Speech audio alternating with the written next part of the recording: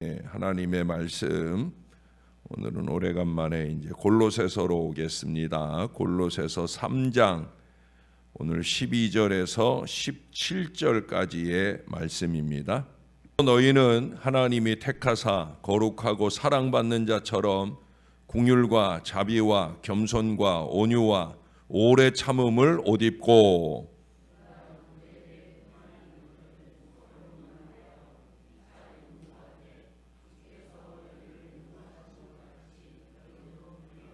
이 모든 것 위에 사랑을 더하라. 이는 온전하게 매는 띠니라.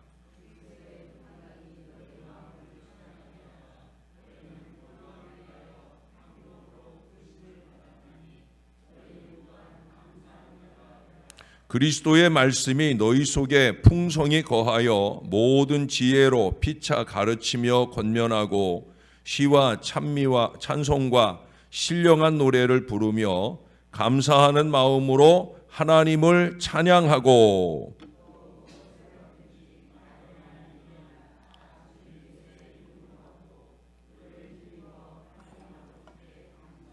아멘. 지난주 금요일 저녁이었죠. 제가 가나에서 돌아와서 말씀드렸던 첫 번째 설교 가운데 등장한 인물이 폴 브랜드 박사입니다. 이분은 인도에서 한센병 환자들을 치료하기 위해 봉사했던 분인데, 이분이 한센병 환자들을 치료하는 중에 깨달은 진리가 하나 있어요. 그게 뭐냐면 고통 없는 지옥이란 그런 말을 하게 됩니다. 고통 없는 지옥. 우리는 고통이 지옥이라고 생각하는데 아니라는 거예요. 고통보다 더 큰 지옥은 뭐냐면 고통 없는, 고통을 모르는 지옥이다 하는 그런 말을 했어요. 왜 그런 말을 했느냐? 환자들을 가만히 보니까 옛날 그 인도 주택들이니까 뭐 병원이라고 하지만 그 병원 안에 쥐가 득실득실한 거예요. 근데 문제는 뭐냐면 밤에 쥐가 환자들에게 찾아 들어가지고 이 환자들의 손가락, 발가락을 갉아먹어요. 근데 문제는 뭐예요? 한센병 환자들은 고통을 몰라요. 쥐가 자기 살을 갉아먹고 있는데 그걸 모른 채 잠을 쿨쿨 잔다는 거예요. 피가 줄줄줄 나는데, 그래 아침에 일어나 보면 자기 손가락이 없고 발가락이 없고. 그래 이 브랜드 박사가 그 환우들을 보면서 얼마나 마음이 많이 아팠는지 몰라요. 그래서 한 말이 뭐냐면 고통이 없는 것, 고통이 있는데도 그것을 못 느끼고 사는 게 이게 진짜 지옥이구나 하는 그런 생각을 했다는 거예요. 그래서 그는 혼신의 노력을 기울여서 인공 고통 경보기를 만들었어요. 그 손발을 보호하기 위해서. 근데 이게 하나에 한 $450짜리 아주 고급 고통 경보기가 보니까 이게 이 부분들을 다 고통 경보를 주려면은 그 비싼 걸 다 차고 있어야 되잖아요. 그래서 손발을 보호하기 위해 많은 비용이 필요해요. 그래서 또 깨달은 게 뭐냐? 하나님께서 우리에게 고통을 주셔서 그래서 참 감사하다. 왜? 고통이라는 것은 바로 하나님이 주신 경복이라는 거예요. 우리 몸에 고통의 경고 체계를 붙여주셔가지고 아이고 아파 죽겠네. 이 말을 하면서 이 신호가 몸에 이상이 생겼으니 그것을 치료하라는 사인이라는 거죠. 그러므로 우리는 하나님이 주신 이 고통 경보기에 대해서까지 감사할 줄 알아야 된다. 고통까지도 감사할 수 있다는 거예요. 잘 아시는 대로 골로새서는 옥중서신이에요. 바울이 감옥에 갇혀 있는 중에 자유한 골로새 교회 교인들을 향해 편지를 보낸 거예요. 그리고 골로새 교인들이 더 고통스럽겠어요? 바울이 더 고통스럽겠어요? 감옥 안에 있는 바울이 더 고통스럽겠죠. 그런 바울이 골로새서 이 말씀을 통해서 좀 전에도 우리가 이번 달에 우리 자녀들을 위해서 축복하는 말씀, 지난 주일에 우리 첫 번째 선포했잖아요. 골로새서 2장 6절 7절의 말씀을 가지고 제가 기도를 시작했는데, 오늘 3장의 말씀으로 우리가 말씀을 봅니다. 이 3장은 두 부분으로 되어 있어요. 제가 가나 가기 전에 첫 부분 1절부터 11절까지의 말씀을 보았는데, 우리가 그리스도를 믿기 이전에 가졌던 그 나쁜 습성을 버릴 것을 권면하고 있어요. 그러면서 위의 것을 생각하고 살아야 된다, 이 말씀을 했었죠. 기억 안 나시죠? 예. 그리고 이제 오늘 본문에 또 내일 본문의 말씀에 보면 이 두 번째 부분을 볼 수가 있는데, 그리스도 안에 그렇게 새로워지는 삶은 어떤 삶이냐 하는 것을 가르쳐 주고 있어요.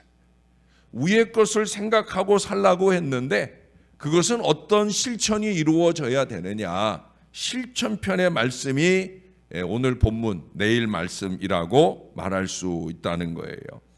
특별히 오늘 그리스도 안에 이루어지는 새 생활 4가지를 말씀하고 있는데, 물론 12절부터 보면 많은 걸 얘기하는 것 같은데 12절에서 14절까지의 결론은 14절에 있어요. 뭐라고 그래요? 이것도 중요하고 저것도 좋고 저것도 해야 되지만 이 모든 것 위에 사랑을 더하라. 사랑을 더하라. 그 사랑이 마침점이라는 거예요. 그게 결론이라는 거예요. 두 번째는 그리스도의 평강이 너희 마음을 주장하게 하라 하는 것을 15절에 말씀하고요. 세 번째는 그리스도의 말씀이 너희 속에 풍성히 거하도록 하라 하는 게 16절의 말씀. 그리고 이제 마지막 네 번째는 하나님 아버지께 감사하라 말씀하고 있어요.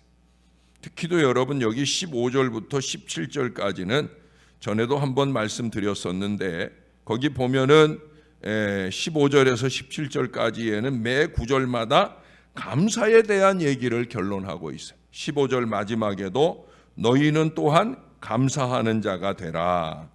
16절에는 더 풍성하게 얘기하죠. 시와 찬송과 신령한 노래를 부르며 감사하는 마음으로 하나님을 찬양해라. 찬양을 그냥 노래로 하는 사람들이 있는데 감사하는 마음을 간직하고 찬양할 때 그게 찬양인 거예요. 그리고 이제 마지막 17절에서는 그를 힘입어, 예수를 힘입어서 하나님 아버지께 감사하라라고 말하고 있어요. 예? 위의 것을 생각하고 사는 사람의 으뜸 모습은 바로 위에 계신 하나님을 생각하고 그 하나님께 늘 감사하며 사는 거예요. 기독교는 감사의 종교입니다. 교회가 감사절을 지키는 데는 두 가지 유래가 있죠. 첫 번째는 구약 성경에 나타나는 초막절입니다. 출애굽한 이스라엘 백성들이 광야 40년을 다 보내고 나서 이제 이 가나안 땅을 정복하고 그 땅에 정착을 하고 첫 번째 추수를 하게 되었어요.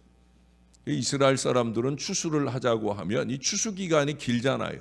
그래서 아예 밭에다가 천막을 칩니다.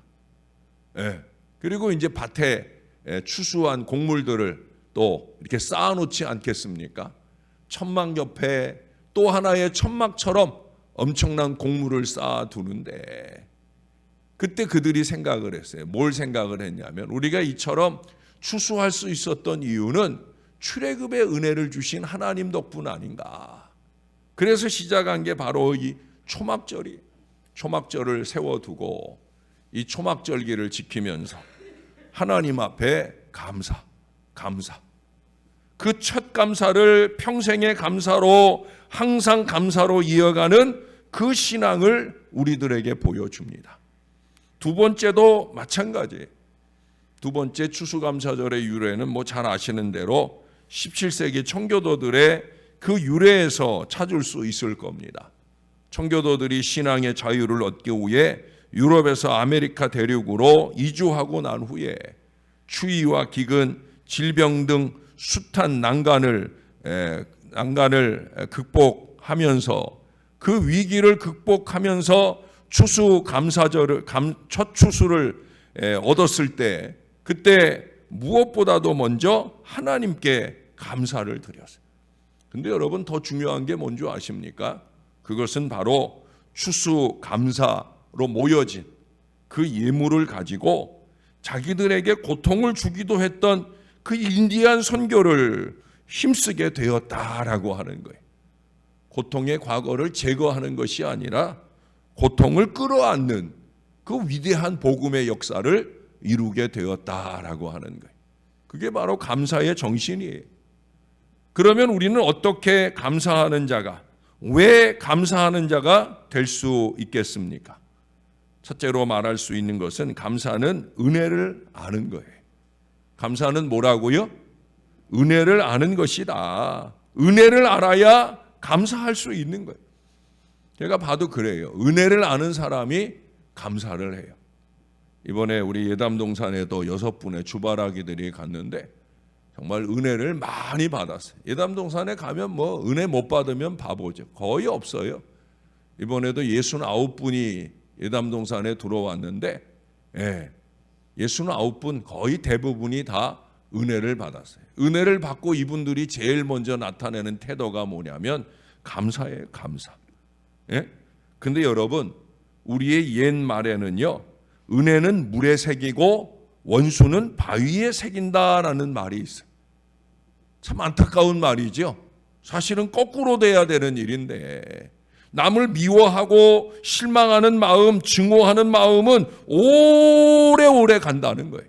근데 은혜를 입은 일은요, 물처럼 쉽게 잊혀져 버린다는 거예요. 은혜는 자꾸 흘려보내고 그렇게 흘려보내서 다른 사람의 은혜의 일들을 자극하는 게 아니라 새까맣게 잊어버린다는 거예요. 그래서 10가지, 100가지 은혜의 일이 있어도 한 가지 섭섭한 일이 있으면 그 섭섭한 일 붙들고 그 10가지, 100가지 은혜의 일들은 다 잊어버려요.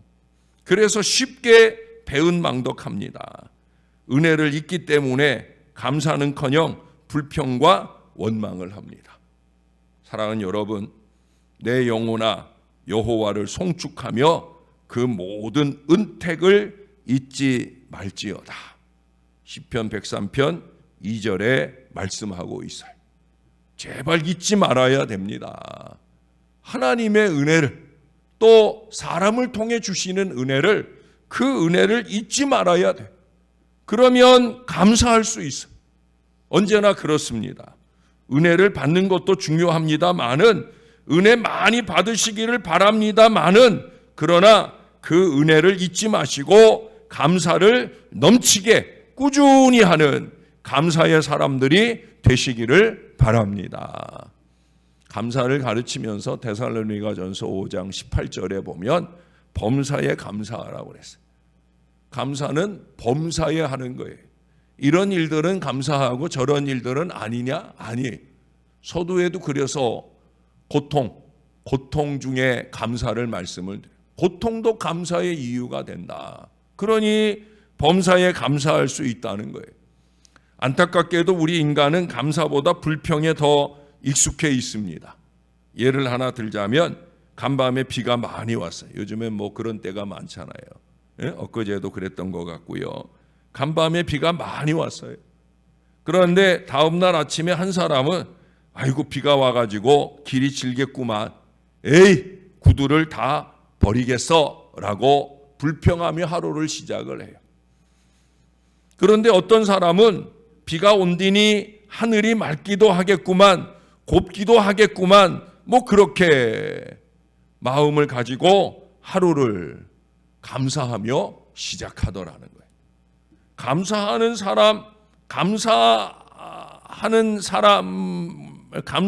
자세와 불평하는 자세를 가지게 된다는 거예요. 사랑하는 여러분, 범사에 좀 일관성 있는 감사의 태도가 필요합니다. 변덕은 불평의 원인입니다. 쉽게 요동하는 마음을 유의해야 된다는 거예요. 이 쉽게 요동하는 마음은 심리적으로도 좋지 않아요. 쉽게 요동하는 사람들이 있잖아요. 우리 정신병에도 2가지 종류가 있어요. 하나는 조증이라는 거. 잘 웃게 되는, 이게 웃어야 될 일이 아닌데도 웃는 정신병이 조증이에요. 또 우울증이 있잖아요. 그건 뭐예요? 자꾸 마음이 가라앉는 거죠. 슬퍼지는 거예요. 근데 이 두 가지보다 더 무서운 건 뭔지 알아요?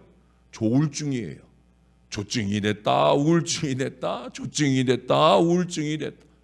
변덕하는 심리를 갖게 되는, 이게 더 무서운 거예요.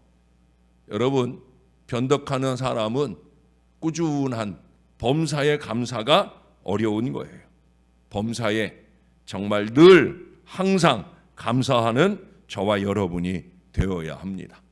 한 가지만 더, 감사는 더 큰 축복의 씨앗이 되는 줄로 믿으시기를 바랍니다. 그래서 감사해야 되는 거예요. 에덴 동산의 그 풍요로운 환경 속에서도 하나님이 딱 하나 제안을 주셨잖아요. 이게 뭐예요? 선악을 알게 하는 나무의 실과는 먹지 말아라 하신 바로 그 말씀을 주셨어요. 근데 하와의 마음속에 안타깝게도 그게 불평, 불만의 이유가 됩니다. 야, 먹음직하고 보암직한 저 과일은 왜 먹지 못하냐? 불평하고 원망할 때 그 마음 가운데 사탄이 들어온 거예요. 여러분, 불평은 사탄을 초청합니다. 불평은 사탄의 놀이터예요. 불평하는 사람은 사탄의 앞잡이입니다. 불평 잘하는 사람과 친해지지 마세요. 여러분들의 영혼에 아무 유익이 되지 않아요. 어떤 사람의 경우에는 이건 전혀 불평의 이유가 아니라 이건 당연한 감사의 이유인데, 아니 그걸 불평을 하더라고요. 오히려 너무 어이가 없어요. 아니 그게 어떻게 불평의 이유인가? 그건 감사해야지. 너무너무 감사해야지. 여러분, 습관이 돼서 그래요. 이 불평과 불만이 에덴 동산에서 쫓겨나가는 엄청난 비극을 가져오게 되어지잖아요. 예? 불평과 불만은 너도 망하고 나도 망하자는 거예요. 예? 오늘의 내가 있게 해주신 우리 하나님께는 물론이고, 우리의 부모님이나 스승님이나 선배님이나 이웃들이나 우리 교우들, 이 모든 분들의 은혜를 잊지 않는 것이 감사해요. 어제도 제가 주바라기들을 제가 다 모시고 와서 각 집집마다 이렇게 내려드렸는데, 이분들이 차 안에 오면서 하시는 말씀들이 은혜 받아서 감사하지만 또 그 은혜를 받도록 도와주신 도우미들, 거기 많은 분들이 자기들보다 더 많은 백수십 명이 그분들 은혜 받기를 위해서 정말 주야로 애쓰고 수고하는데, 그분들이 너무너무 고맙더라고. 그 은혜의 고백을 하는 걸 보게 됩니다. 하나님을 향해, 사람을 향해. 여러분, 누가복음 17장에 보면 고침받은 10 문둥병자, 한센병 환자들 중에서 감사한 사람은 사마리아 사람 딱 한 사람이었어요. 주님께 돌아와 감사합니다. 그래서 어떻게 됐어요?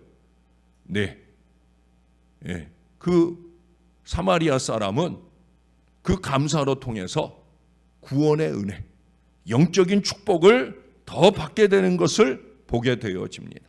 언제나 그렇습니다. 감사는 제자리 걸음이 없어요. 그 감사를 징검다리 삼아서 더 큰 전진, 더 큰 도약이 이루어지도록 우리 하나님께서 역사를 하신다는 거예요. 감사를 기뻐하신다 하는 증거가 되어집니다. 그러니 감사해야 됩니다.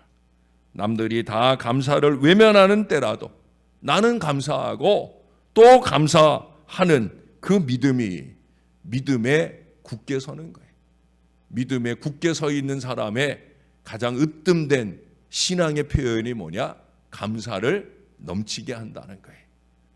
사랑하는 우리 신월제일교회 새벽 용사들은 그렇게 하나님의 은혜의 말씀을 새벽부터 받으러 오시는 분들이니까 은혜도 많이 받으시고 또 믿음도 굳게 하셔서 삶 속에 감사가 더 풍성한 믿음의 삶을 통해 축복의 미래를 더욱더 활짝 열어가시는 하나님의 사람들이 되시기를 예수님의 이름으로 간절히 축원합니다.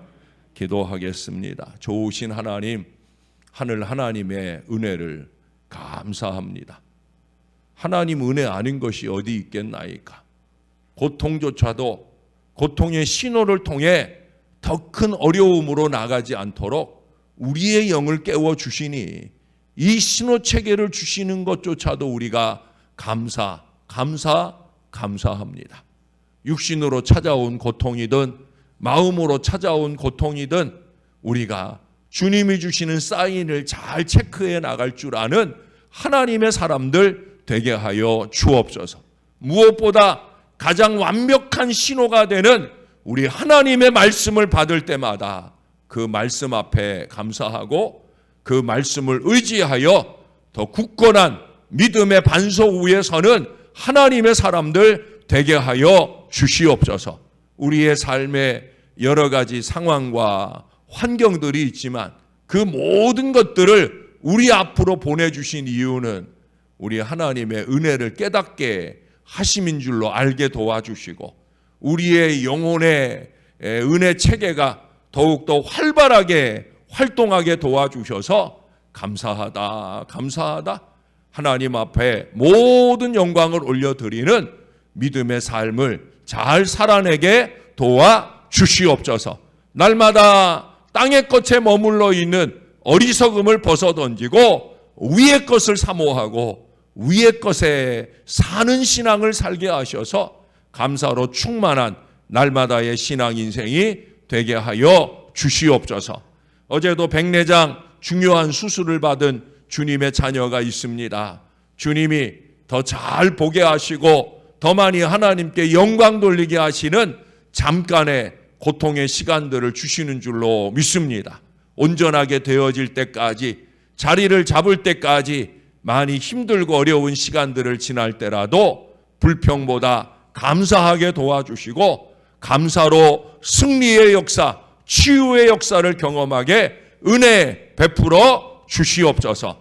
아직도 병상에 있는 환우들이 많습니다. 환우를 돌보기 위해 애쓰다가 또 어려움을 만나는 이들도 있습니다. 주님이 꼭 도와주시옵소서. 물질로 육신으로 어려움을 만날 때마다 불평하는 마음보다 감사로 하나님 의지하는 이 믿음을 통해 하나님께서 놀랍게 역사하시는 더 큰 은혜를 경험하게 축복해 주시옵소서. 주님, 오늘도 더운 날씨 중에 남들은 불평하는 순간 우리는 더 많이 감사하는 오늘 하루 꼭 살 수 있게 도와주옵소서. 감사합니다. 참 감사합니다. 예수님 이름으로 기도합니다. 아멘.